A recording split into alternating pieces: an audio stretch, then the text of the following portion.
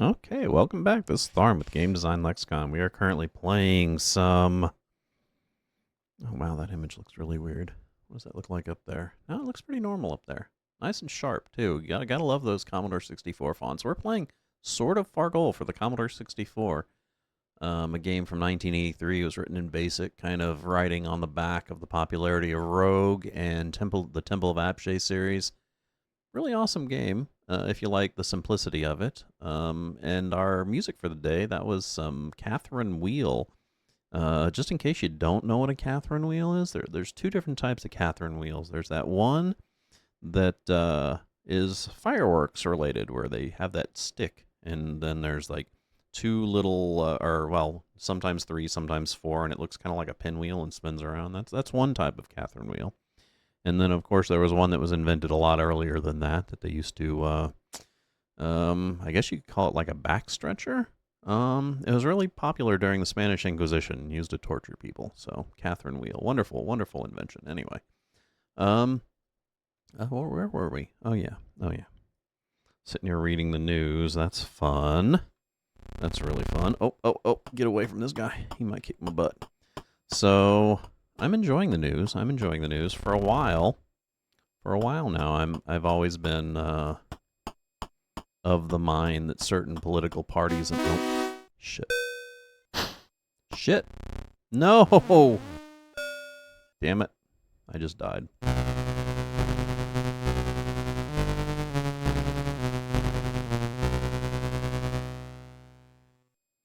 So I've always kind of held the belief that certain political parties in our country are definitely holding on to a little bit of their vestige of racism, it being in the kind of embedded in our political system. And while I do think the left side embody their own amount of it, nobody seems to be pulling more racism, at least since the 1920s, 30s, 40s, than the right. And it's funny, too, because, like, for the last 40 years, we had to put up with them being so indignant about the fucking racism thing, and the fact that, since Reagan came along, they were able to dog whistle and make it to where it sounded like it wasn't necessarily racism, so they were able to get all indignant about being called racist.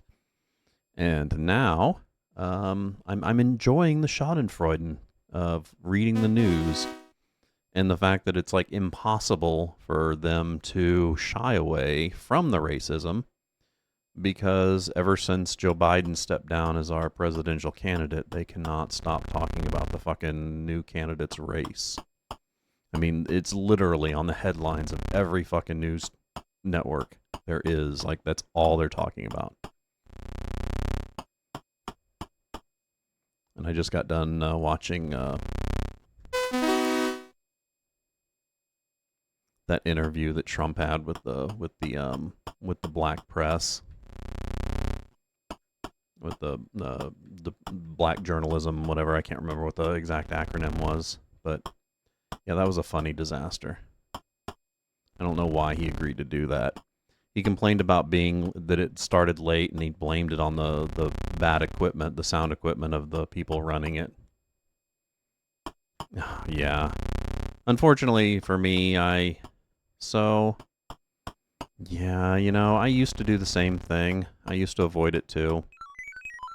And then I had to be around people who I had to rebuke regularly because of the shit, especially like my mom, because she was a big, it's where the whole, like, Republicans being racist thing kind of started with the whole Tea Party movement.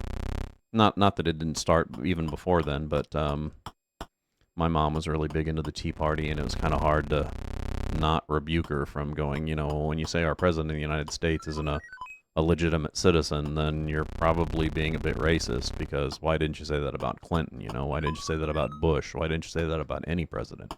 And you think that they're not going to vet these people anyway. So I had to be able to rebuke people like that. Either that or just tell them to shut the fuck up, and that's just not my way, So now I just kind of keep on top. Oh, are you kidding me, dude? Why am I getting my ass handed to me so much on these things? So yeah, you know, I like to at least keep up with the news. Well, I started off with like 13 hit points. Yeah, it was quite a bit, and I got drained almost down to 1 or 2. So now I need to, let's go ahead and speed it up for a second, get those hit points back. He's going to creep over towards me. Now let's see if we can kill him this time. 8, 4, nope, guess not. Let's continue. Oh god, here comes another one. The worst part is your field of vision in this is literally 1 square, so you don't see him in the fog of war until you get right up on him. Yeah, run away! Brave, brave Sir Robin. Bravely ran away, he did. No, I didn't. God. Yeah, and it's really hard to avoid that shit these days. The second you're in the news, no. The second you open up the news, it's just all there. So, hard to run away from it. Hard to ignore it. You literally have to have your head in the sand these days to avoid this shit. So I kind of, I read it, I keep from getting upset about it by just kind of distancing myself from it. You know, I like to see how the world's going, but, you know, I could give 2 shits about the direction it goes in. Oh, thank God, dude. So let's hit this temple here. I think you regenerate faster when you're on a temple. There we go. Get those hit points back up. So what's my maximum 11? Is that it? Well, shit. We should get these things, even though they're probably going to be traps. Invisibility spell. Not sure what good that does. Let's go ahead and get this one over here. Shield spell. I should probably be using those things, especially when I get deeper in the dungeon. Okay, let's go see if we can take this asshole out. It's weird that we're just getting our ass handed to us so quickly at the beginning here. 9, 8. Hey, got him. Could have at least given me a level, you stingy bastard.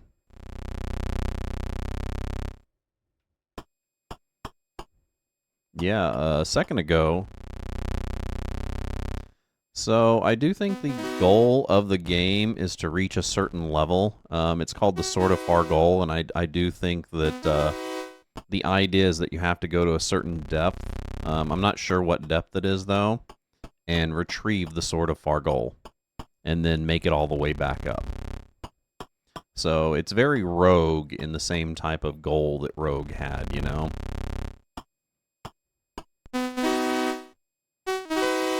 It'd be so fun to make a game like this because of, I mean, I can't imagine it would be all that difficult.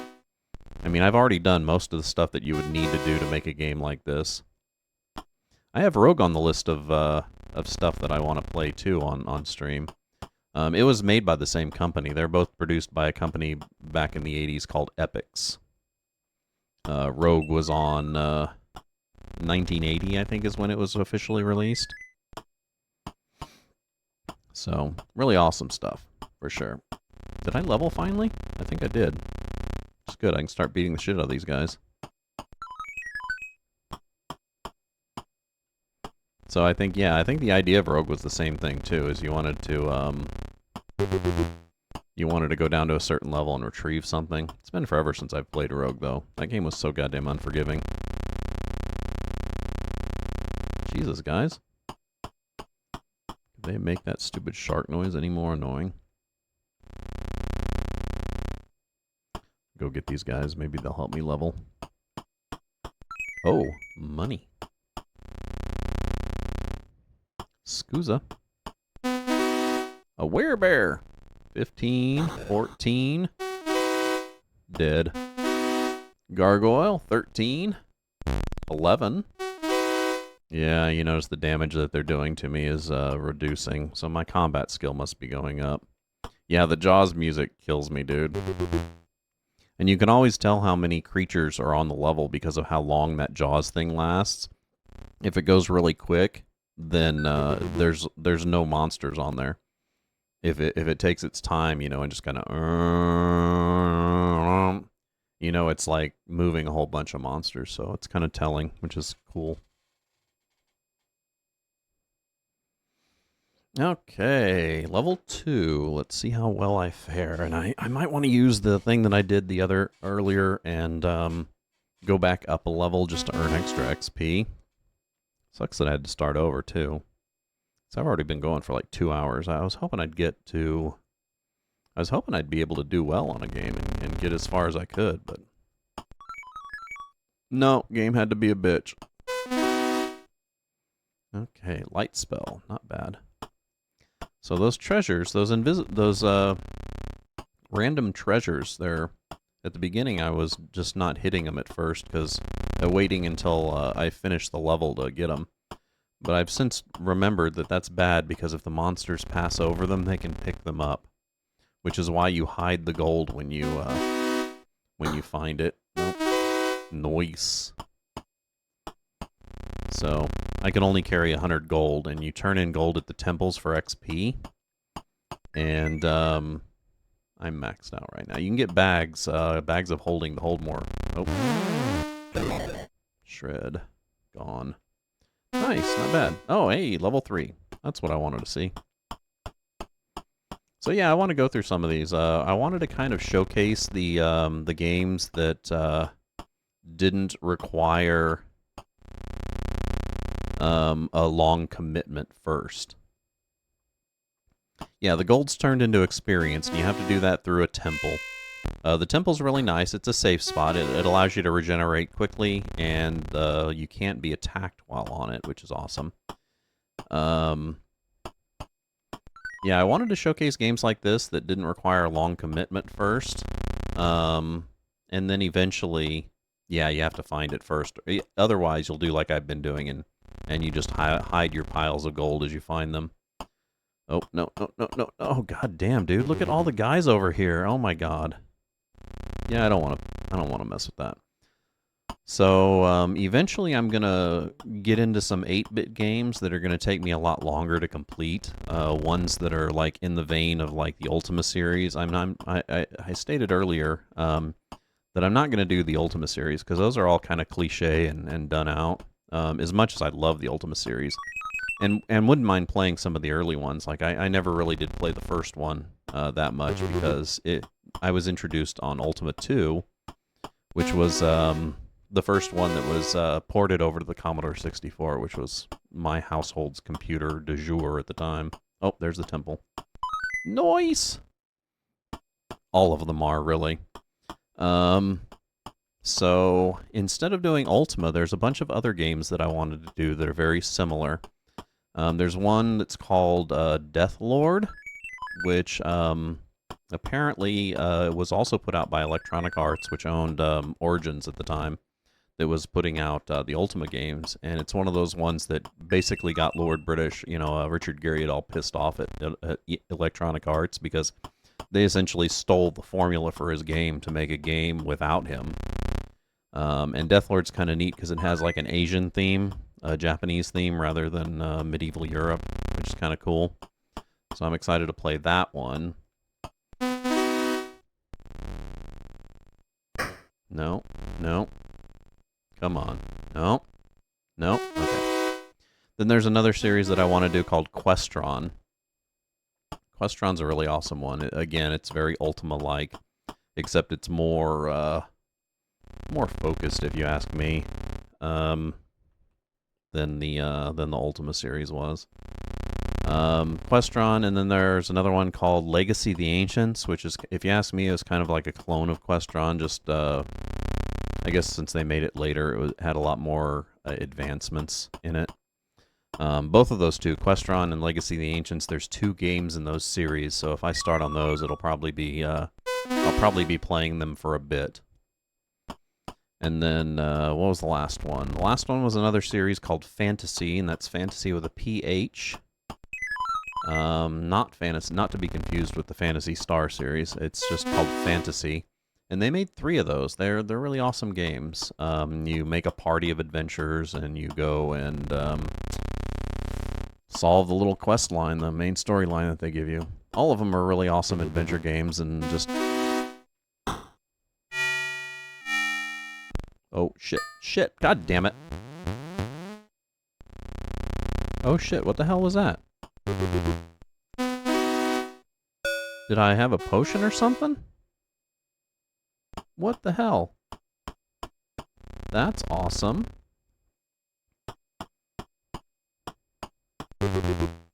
Yeah, so showcasing those would be kind of fun.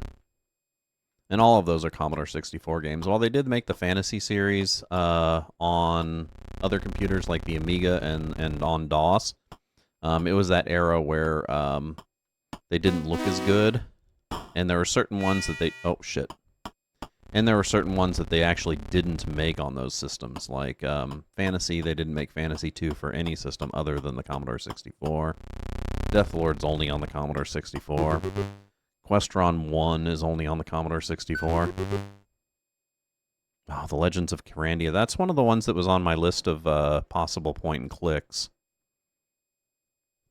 Legend of Carandia is good. There's another one, I can't remember the name of it, where you play a bunch of anthropomorphic animals. Like one's your main character's a fox. What was the name of that one? It's a really awesome game. It's not a whole series. There's just one of them, I believe. And then, of course, the other ones in the LucasArts franchise, like Zack McCracken and the Alien Mindbenders, I wouldn't mind doing. Loom. Not as much the Day of the Tentacle ones, not as much so. Maniac Mansion was kind of, eh. I wasn't a big fan of Maniac Mansion.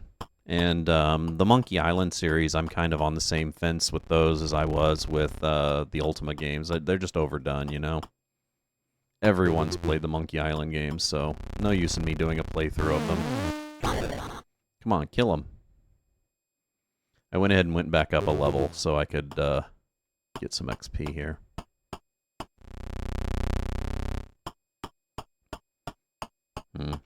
I remember playing all the Carandia games back in the day, including the third one.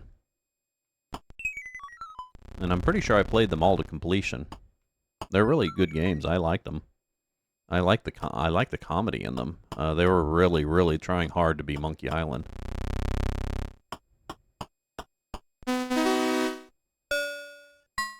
Oh, come on. Come on. Oh, Jesus, dude. Yeah, Maniac Mansion's just kind of weird in the way that it works. Yeah, exactly. Oh, understood the mechanics. That's actually one of the reasons why I'd want to do Loom, is because Loom was one of the first ones that they made that used kind of an alternate method towards solving problems. It was no longer about just taking two random objects and rubbing them together, you know? Trying to figure out which item fit in the puzzle that you had in front of you, as it was, you know, finding the right spell and playing the right spell. The little musical spells that they played were really neat. Not to mention Loom has some of the best audio, I guess you could say. The come on, come on, come on, come on. Are you kidding me? Oh, God damn it, dude. Loom had one of the best soundtracks. It had a full, like, CD audio soundtrack, a completely voice acted, which was really awesome. And the music was just phenomenal for it. You can't hit me on this temple, can you? Oh, God damn it, dude. I must be getting popular, man. People are starting to hit me up for scams. It's like, yeah, dude, if I gotta pay for viewers, then no. Then I'm doing something wrong. Are you fucking kidding me? Okay, let's see. Oh shit, he can attack me on the temple? I thought he couldn't. Oh well, we got him. He's a monk, dude. Yeah, those guys are a pain in the butt. I didn't think they could attack you when you were on the temple. I thought you were completely safe when you were there. Yeah, Kung Fu Monk, there you go. Like, Wai Kane Chang? Wai Kane Chang? Dude, I haven't watched Kung Fu in, like, forever. David Carradine was the best in that.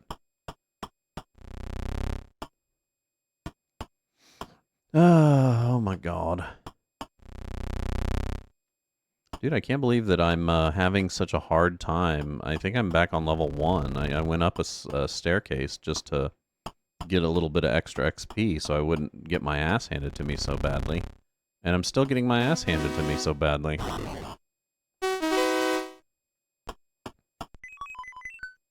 Thank you.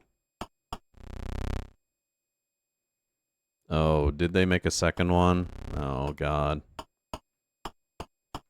Talk about keeping my head in the sand.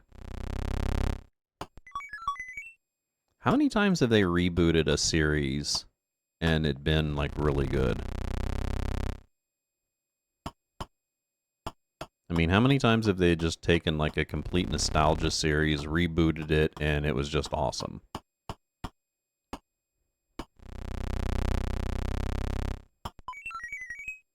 Because I can't think of any off the top of my head. I'm probably missing at least one, but... Oh, no.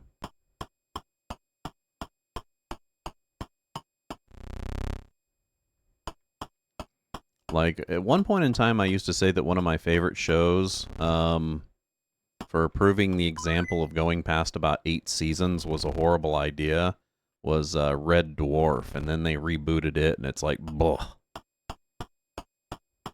Knight Rider, yeah, I remember the Knight Rider reboot when they remade Kit into one of the newer Trans Ams, and it's like, oh my god, dude, guys. Come on, oh my god, dude. How is this guy able to kick my ass so badly?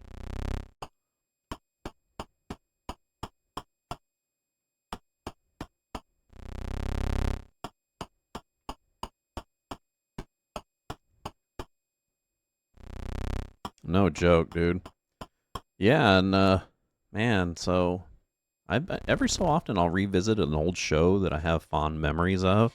The last one that I decided to revisit was, Get Smart. Because, I mean, Get Smart was created by Mel Brooks, so you'd think it'd be, you know, pretty good.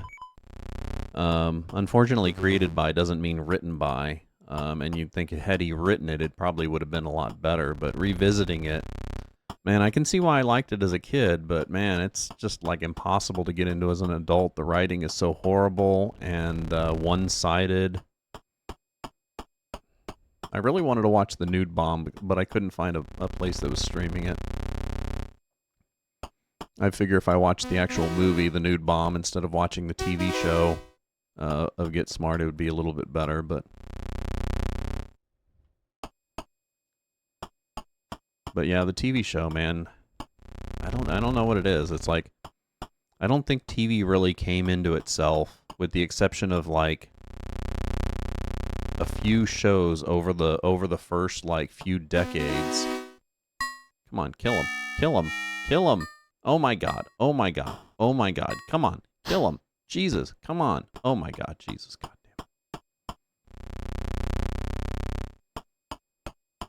Dude, that monk is something else. Babylon 5. Yeah, Babylon 5, I had mixed feelings about it. I tried to get into it, and I definitely admire it for what it was. But I think I tried to watch it more recently and just couldn't. So, one of the ones that I really liked was that, what was that Jim Henson one? The one that Henson Studios did, the space one. Oh, what was the name of that one?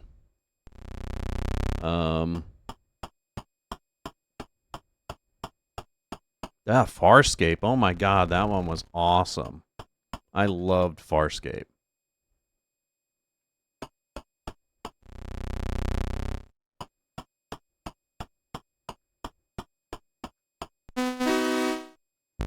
Yeah, it's funny. So I've been downloading shows that I wanted to revisit, you know, and the ones that I end up keeping are almost always cartoons, which is kind of friggin' weird.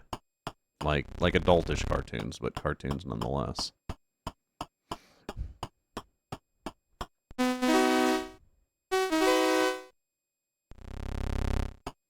Yeah, and I mean, a lot of them I just can't make them through. Like, I mean, shit, there were like 4 or 5 seasons of Get Smart, and I think I got almost all the way through the first season, and I'm just like, eh.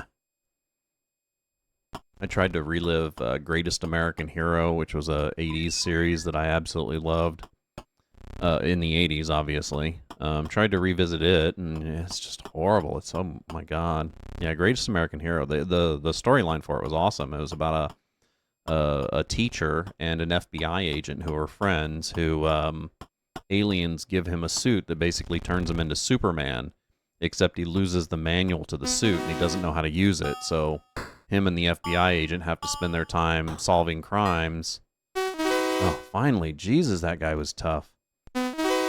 Thank God. They have to sit and solve crimes with a suit that they don't know how to use. It was a really good show, or a really good premise, but yeah, something like that. I definitely wouldn't recommend going back and watching it for sure.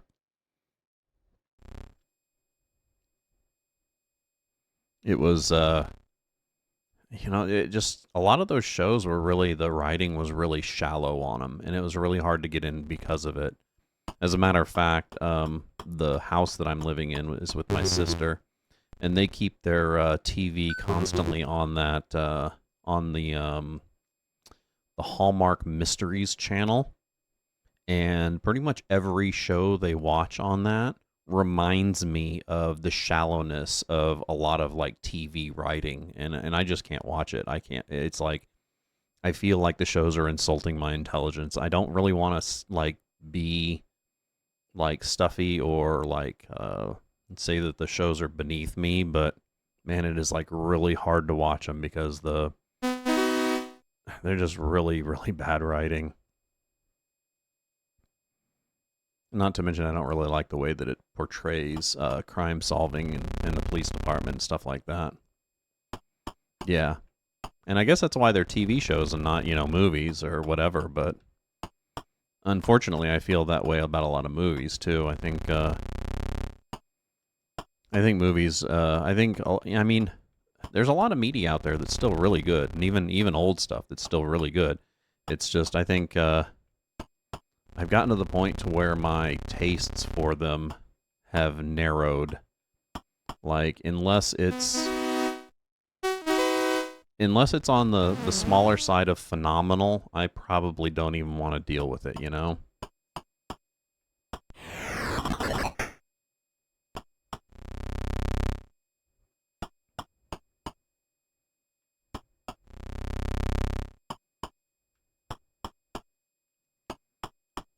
Yeah, so yeah, I've been kind of, because I don't want to sit and play video games all day, and that's really about all I have to do. So I find shows to watch, and I guess I do watch enough YouTube to where sometimes that's not an issue, especially when some of the long form content channels I follow come out with new stuff. But in between, I try and supplement it with old TV shows and old movies, and some of the ones I really like the fact that I've revisited them, but man, I've spoiled the memory of so many old shows for me.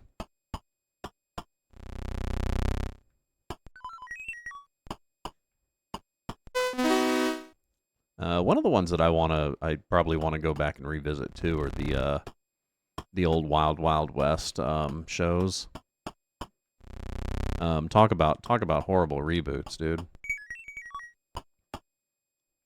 But then again, that was a movie. I guess that wasn't too horrible. It was ridiculous, and it was nothing like the TV show, which pissed me off. I just rewatched the Clint Eastwood westerns. Wild Wild West. You remember the Will Smith movie that came out about, I don't know, 20 years ago or so? Had Will Smith and Kevin Kline, and it was a western, except that they played spies. And, yeah, so it was based on a TV show that was aired in I think the late 60s, early 70s. And it was basically a TV show that was responding to the entire James Bond craze, just like Get Smart was. But it was put out with a twist in that it was a Western, which kind of made it unique.